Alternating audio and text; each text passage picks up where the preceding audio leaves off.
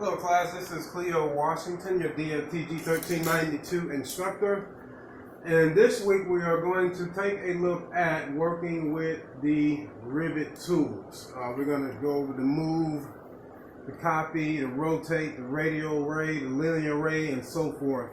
And we're going to do demonstrations so you guys can know exactly how to get this done. So first of all, let's go ahead and open up your model. Make sure you're on level 1 floor plan, and we are going to look at starting off on how to use the move tool.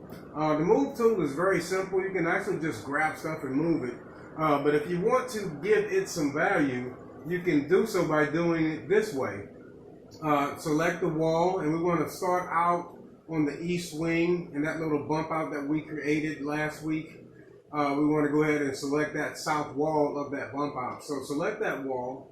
And then go up here, you see this tool, this is the move tool. And you guys know I like to use hotkeys, so I'll just type in MV for move, okay? And make sure that you have constrained selected.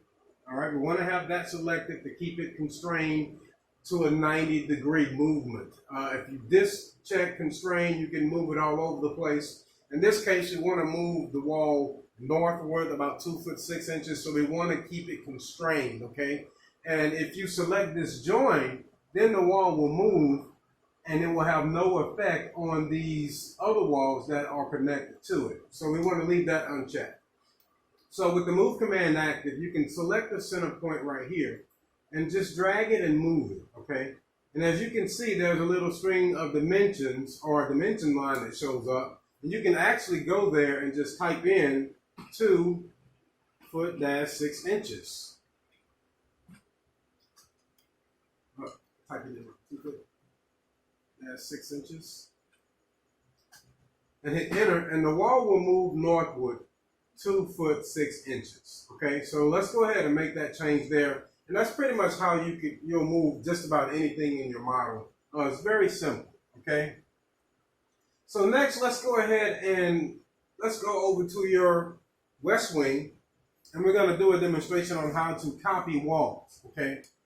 First things first, if you click a wall here, and then you type in CO for copy, all right, you also want to keep it constrained. You can zoom in here and select any wall, and just select it and copy that wall, okay? But in this case, we don't want to do that, but in the event that you want to copy a wall, you can go ahead and copy it. It's a shorter way to do it instead of using the create similar function, okay? Another way to copy a wall is you can select the wall, and you can type in MM for mirror, and then select the axis that you want to mirror that wall about. And as you can see, that same wall shows up on the south side of the east wing of the building, okay?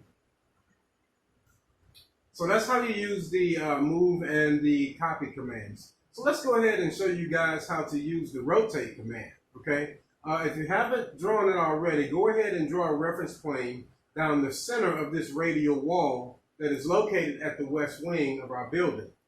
Now, after you've drawn it in, you can go ahead and click the reference plane, okay?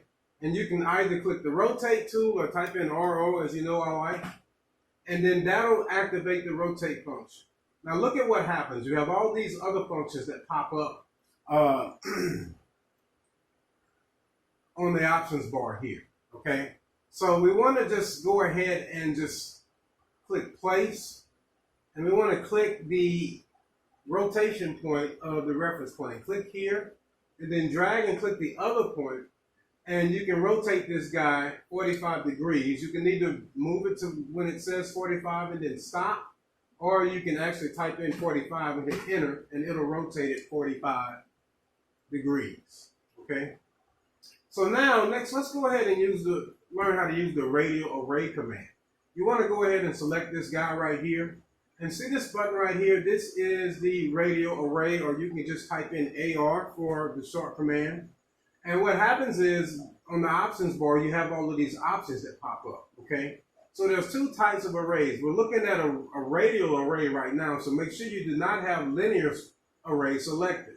So you can select radial array, and you want to make sure you have the group and associate button checked.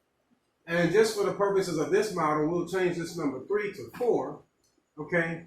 And after you get those variables in, you want to make sure you want to move to last. So after you have all of these things in the option bar, you can click the place button here and click on the rotation point of that reference plane and click the last point, and you can go ahead and rotate this guy 90 degrees. And now you have 4 reference planes that are equally spaced. You see the number 4 there? You can go in and change it and it'll give you more reference planes. But for this model, we want to leave it set at 4.